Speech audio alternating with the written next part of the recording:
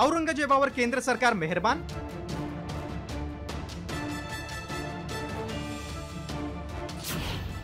सरकारनं कबरीवर लाखो रुपये उधळले.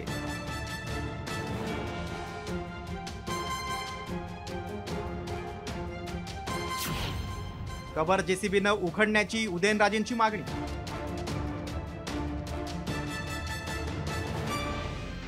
स्वराज्य रक्षक संभाजी महाराजांवर अनन्वित अत्याचार करून महाराष्ट्रातील शिवशाही संपवणारा, स्वराज्याचा शत्रू असणारा औरंगजेब हे नाव ऐकलं तरी तळपायाची आग मस्तकात जाते.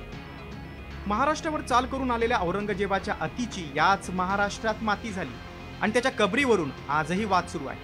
कारण आता केंद्र सरकारनं गेल्या काही वर्षात औरंगजेबाच्या कबरीसाठी लाखो रुपयांचा निधी पुरवल्याचा आरोप हिंदू जनजागृती समितीनं केला.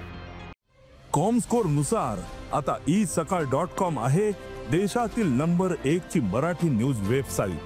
प्रत्येक अपडेटसाठी isakal.com ला नक्की भेट द्या. दुर्दैव आहे की ज्या औरंगजेबाच्या उदात्तीकरणासाठी केंद्रीय पुरातत्व खातं आतापर्यंत 6.5 लाख रुपये खर्च करतं. हेच केंद्रीय पुरातत्व विभाग छत्रपती शिवाजी महाराजांच्या त्या मंदिरासाठी केवळ आणि केवळ वर्षाला 3,000 रुपये खर्च करतं. आता वाढवून काहीतरी 6,000 रुपये झालेलं आहे. हे दुर्दैव आहे महाराष्ट्राचं. म्हणजे महिन्याला 250, 300 किंवा 400 रुपये एवढाच त्याच्यामध्ये खर्च होतो. आज 250-300 रुपयात काय येतं?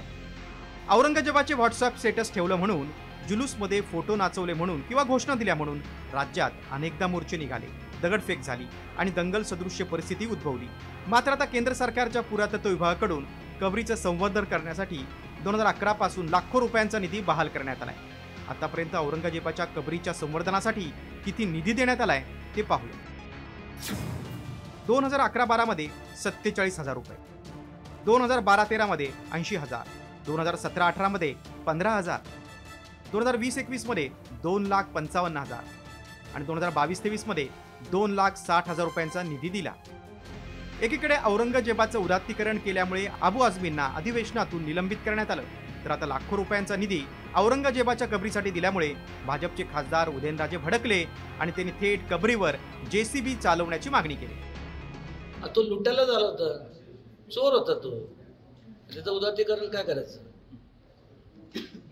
कशा करतात हे काय?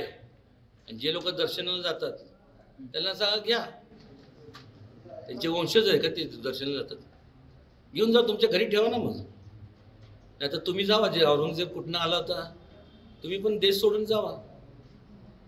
कशाला थांबता येतं? खोदून टाकाय नसतं काय? किती लागतं? एक जेसीबी मारला, खापकीर गेलं की गेलं, त्या टाकून कुठं.